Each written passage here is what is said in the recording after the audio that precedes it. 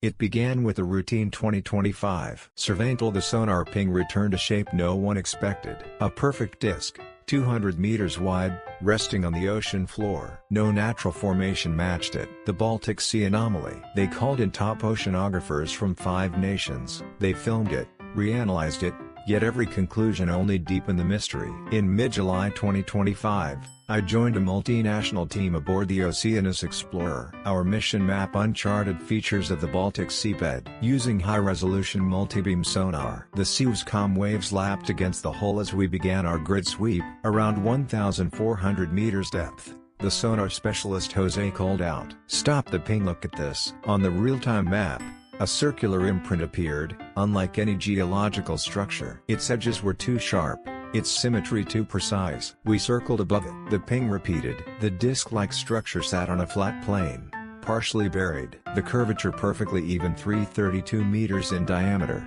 Depth sensors confirmed a height of nearly 15 meters above the clay seabed. Questions erupted: underwater volcano? Glacial deposit? But heat sensors detected no thermal anomaly. Core samples returned cold sediment. Jose summarized, "It's not geological. We named it Anomaly." Within hours, we deployed an ROF with high-definition cameras. I peered through the viewport as the lights illuminated the rim. Smooth, concrete-like texture. No marine life clung to it, as if coated in anti-fouling paint. A fellow marine biologist whispered, "It's too clean for a decade underwater." She snapped stills. Our footage would later appear in a teaser, sparking global fascination. Yet as soon as we surfaced, orders came down: embargo all media. The teaser vanished from the survey's channel. The anomaly became a secret. Back on land, the team partnered with the Baltic Oceanographic Institute. They processed raw footage using 3D reconstruction software. I watched as the disc rotated on screen, revealing rivet-like patterns and radial lines reminiscent of a giant mechanical gear. They overlaid historical seismic data. No earthquake reported. Then they compared the structure to mid-20th century nautical charts. Nothing matched. Next, they ran chemical analyses on the plasticized sediment clinging to the surface. Unexpectedly, traces of barium, strontium, and rare earth elements appeared, components common in aerospace alloys. A video sequence reconstructed by the university showed the anomaly's surface etched with unintelligible markings, some characters resembling Cyrillic, others like undeciphered hieroglyphs. I shared preliminary findings on a private forum. The post reached military historians, who speculated Cold War testing ground, Soviet sonar decoy, but none had records of projects matching that scale underwater. Then a whistleblower uploaded a time-lapse of raw flights flickering as though scanning. The file was scrubbed within hours, yet copies persisted. Analysis concluded the structure's geometric precision and alloy signatures pointed to artificial origin. Our scientific team was forced to add classified disclaimers before any publication. I hosted a roundtable with geologists, engineers, and ex-intelligence officers. The room buzzed.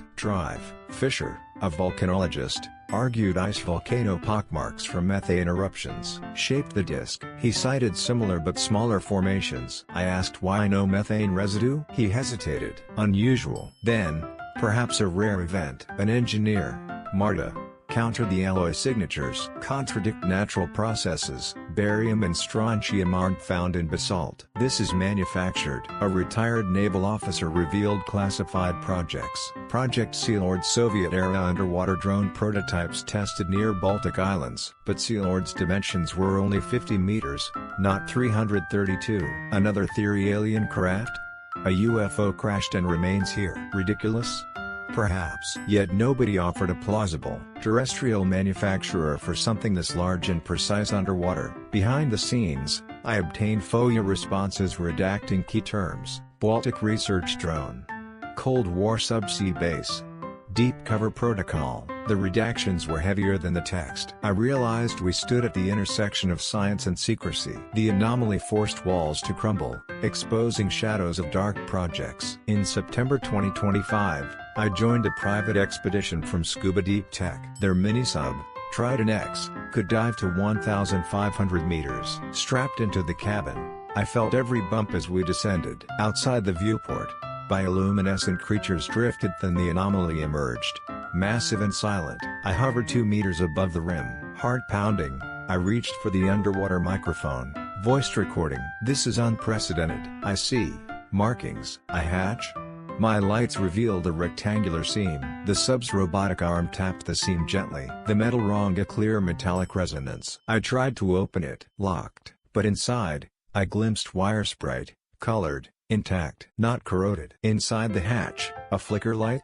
The hatch snapped shut as if triggered. We retreated. Cameras captured that moment flicker and closure. Back aboard. No one spoke. The footage was copied to secure drives. We agreed to share only sanitized clips. My dive ended with more questions: who built this? Who programmed the hatch?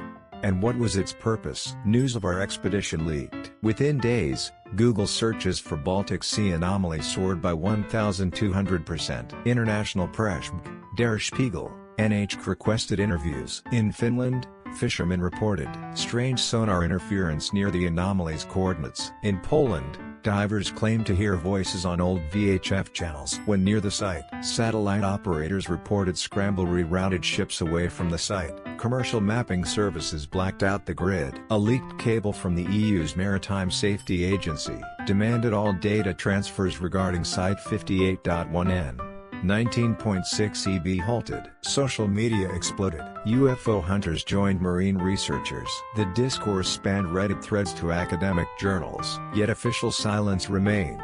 Governments issued generic statements about environmental research. The anomaly united skeptics and believers, scientists and storytellers, in a rare global phenomenon. So, what is the Baltic Sea anomaly?